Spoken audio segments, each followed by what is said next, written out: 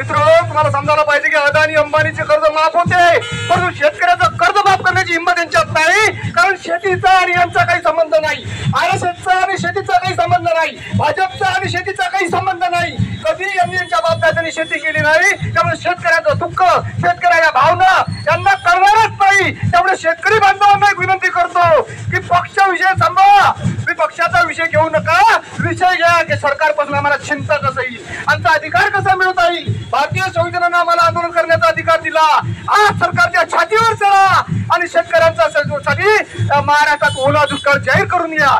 परिस्थिती फार बिकट आहे. मुख्यमंत्री शिवाजी महाराजांचे फोटो लावून शिवाजी महाराजांना मानवंदना करण्याची पोस्टर जाऊन जागी लावताय. कुठं मुत्रीघरापाशी, कुठे संडासापाशी, कुठं शिवाजी महाराज अपमान महाराज चालू आहे.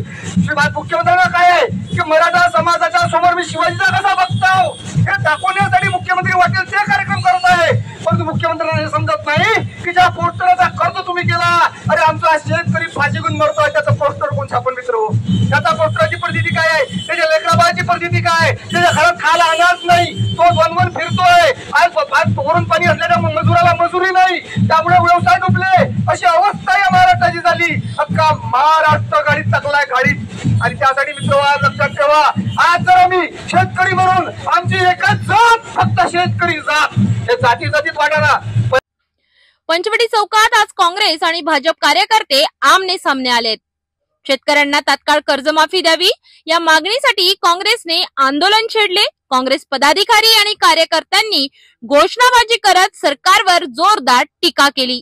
दरम्यान भाजपच्या पदाधिकाऱ्यांनी प्रत्युत्तरात घोषणाबाजी केली आणि काही काळ चौकात दोन्ही पक्षांमध्ये आमोरासमोर नारेबाजीचा माहोल पाहायला मिळाला.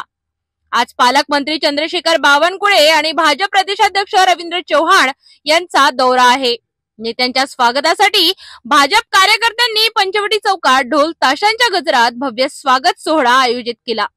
स्वागतासाठी कार्यकर्त्यांची मोठी गर्दी जमली आहे. मात्र आंदोलन आणि स्वागत सोहळा यामुळे वाहतूक पूर्णपणे विस्कळीत झाली आहे.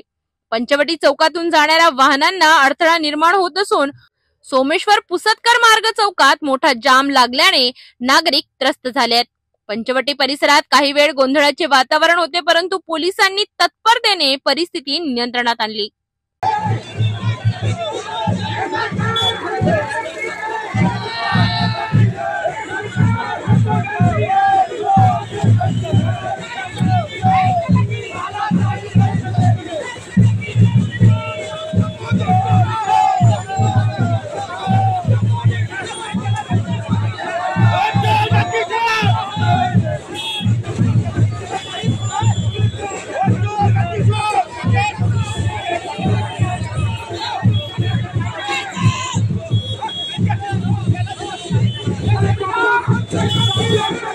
Thank you.